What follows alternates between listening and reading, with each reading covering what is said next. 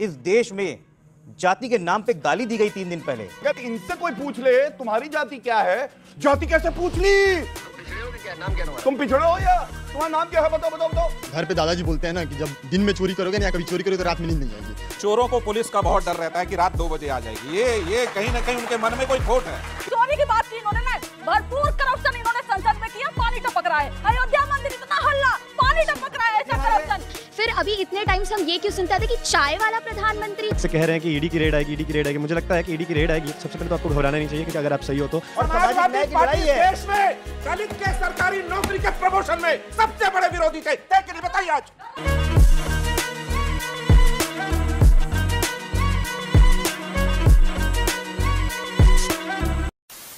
नमस्कार दोस्तों, debate show की एक और मजेदार वीडियो में आप सभी का स्वागत है।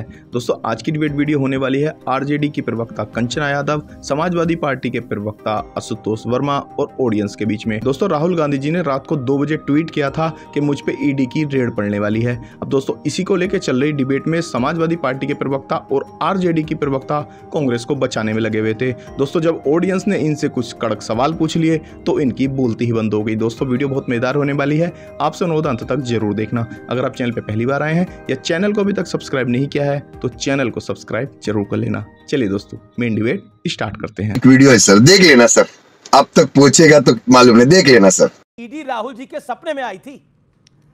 देखिए, ऐसा है कि अगर कोई विपक्ष मजबूती से रात में जग रहा है तो अपनी जिम्मेदारी पूरी कर रहा है, और ये देश की लाइन रही है कि when country was sleeping midnight sun the India अवोक्स।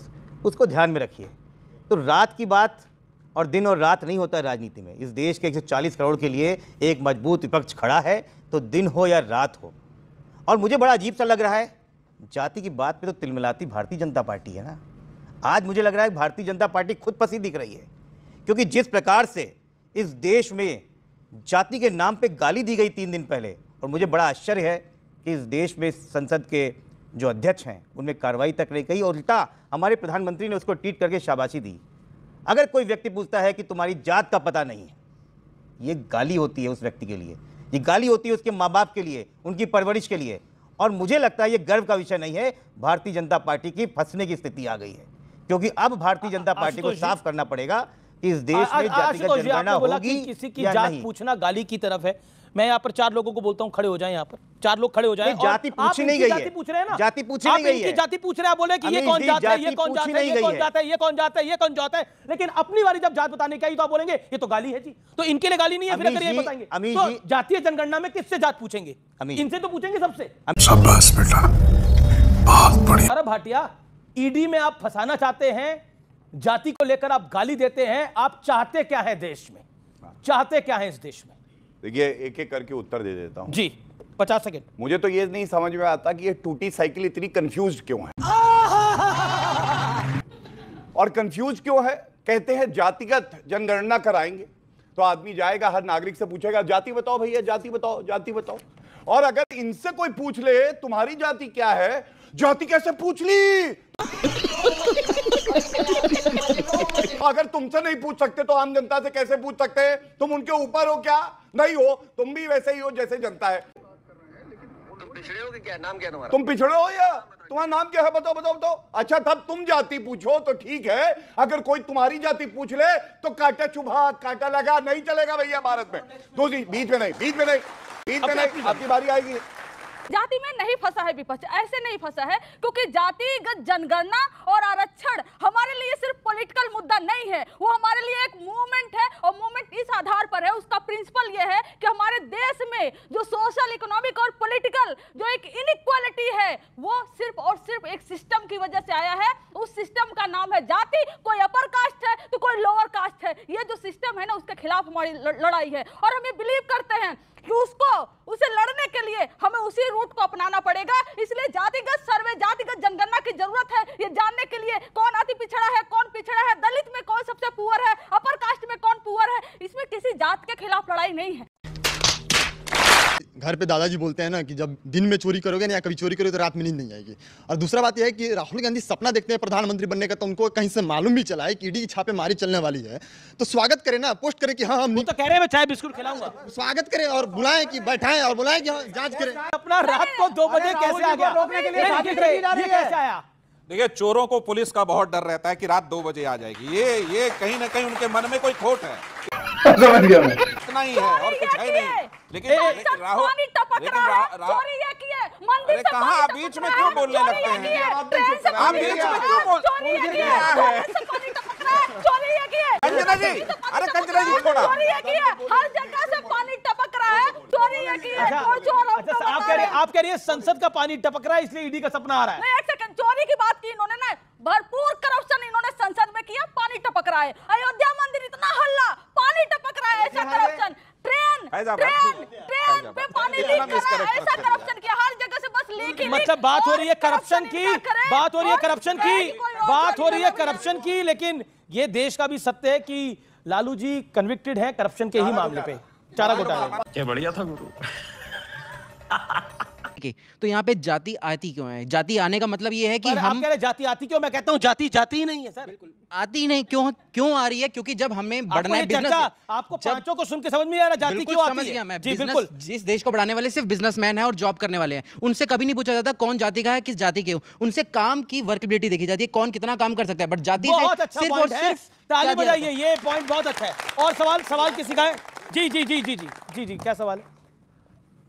बोलिए। अच्छा सर, आपने कहा रिस्पेक्ट की जैसे बात चल रही है कि रिस्पेक्ट, जैसे नाम में आपने कहा कि हर पार्टी को रिस्पेक्ट मिलना ज़रूरी है। फिर अभी इतने टाइम से हम ये क्यों सुनते थे कि चाय वाला प्रधानमंत्री है, चाय वाला प्रधानमंत्री, तब रिस्पेक्ट कहाँ पे गया? ये एक पॉइंट है। चाय वाला होने पे कटाक्ष नहीं किया किसी ने, नहीं किया। विवेक जी, इतना बिल्कुल सफेद भी मत बोलिए।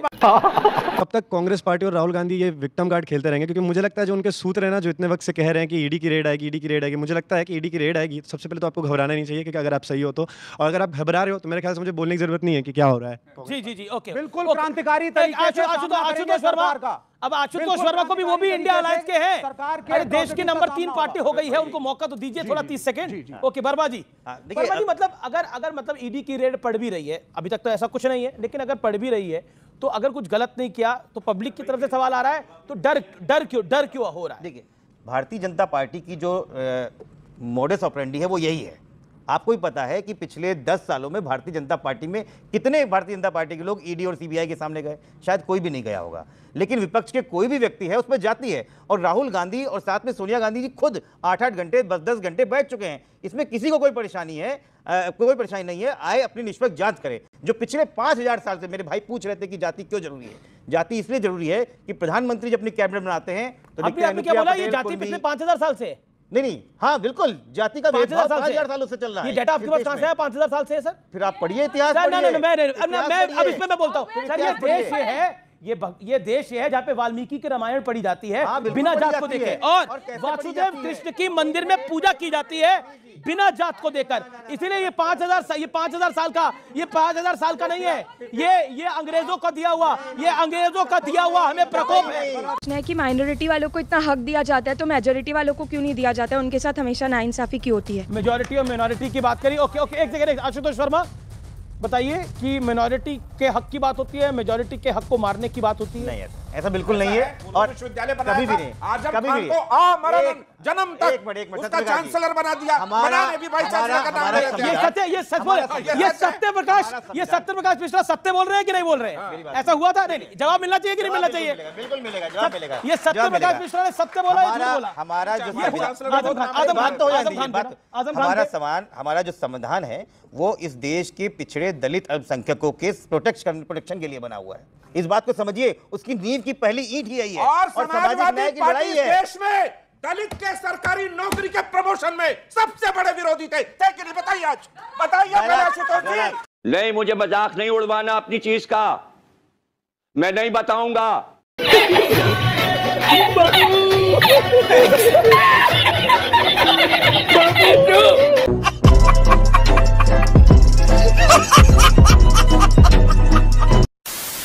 तो दोस्तों अगर आपने वीडियो अंत तक देखी है तो उम्मीद करता हूँ आपको वीडियो पसंद आई होगी। वीडियो के बारे में आपकी क्या राय है कमेंट्स करके जरूर बताएं। वीडियो को अंत तक देखने के लिए आप सभी का बहुत बहुत धन्यवाद।